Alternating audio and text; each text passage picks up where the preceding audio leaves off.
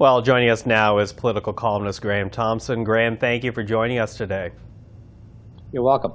Now, when you and I last spoke, you had noted the fact that when Danielle Smith was elected UCP leader, that you noted she had essentially capitalized on pandemic anger to help secure that vote. Now that she has chosen and witnessed her cabinet being sworn in, is she building on that anger, or is this a pivot? It's not a pivot. You know, she's saying, I'm not pivoting. And we're digging into it, and we're trying to figure out, is she pivoting? When it comes to healthcare, certainly not. Like, she was very angry during the leadership race, even before that, saying, you know, she's blaming Alberta Health Services and the Kenney government for going too far in the pandemic restrictions. So I guess you could say that she's pivoting away from blaming Kenney and his cabinet and pivoting just to attacking Alberta Health Services.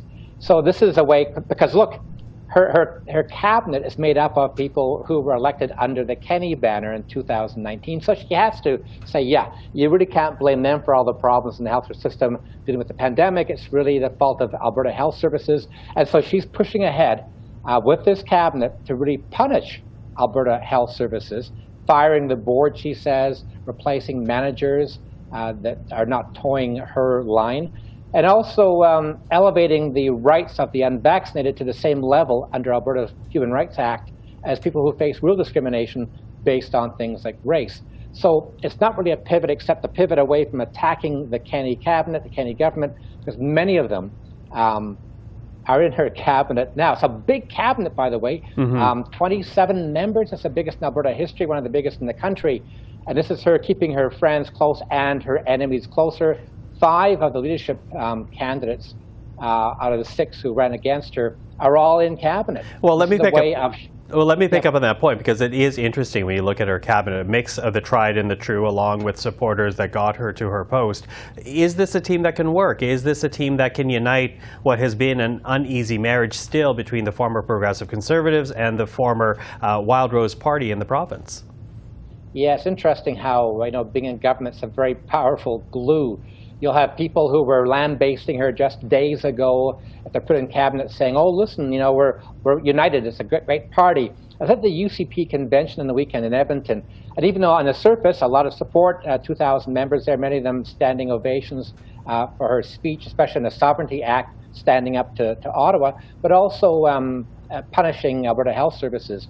But behind the scenes, you scratch the surface, you got people who voted for other leadership candidates being very cautious. They're saying we're being cautiously optimistic that she can turn things around.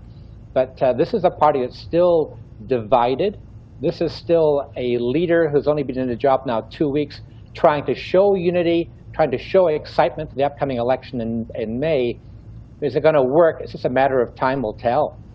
Time will tell, and if the polls right now will tell as well, because right now when you look at those numbers, they continue to put Notley's NDP ahead of Smith and the UCP. The next vote, as you know very well, legislated to be in the spring. So what are the pitfalls that Smith needs to be wary of between now and the election period? Well, you know, disunity within the party. I would say a lot of the problems are self-generated, which is constantly making comments that are based on conspiracy theories. These are ideas she brought forward, which was a talk show host on radio. She's still spreading this misinformation about, for example, she said that those who were unvaccinated, willfully unvaccinated in Alberta, face the most discrimination she's ever seen in her lifetime of 51 years.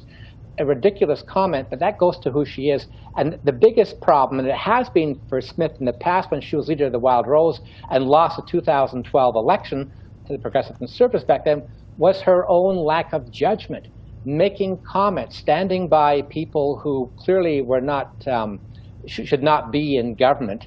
So this is, to me, the biggest challenge for her is herself, her propensity to hold on to conspiracy theories, unscientific reasoning, just to play to a base. So that base got her elected as chosen as leader a few weeks ago, but that base does not represent most Albertans, and she has to convince Albertans that she is the one to win another election. Because the polls right now, you're right, the polls are showing that Rachel Notley, NDP leader, is far more trusted, far more popular than Smith herself. So she right now is the big problem for the UCP.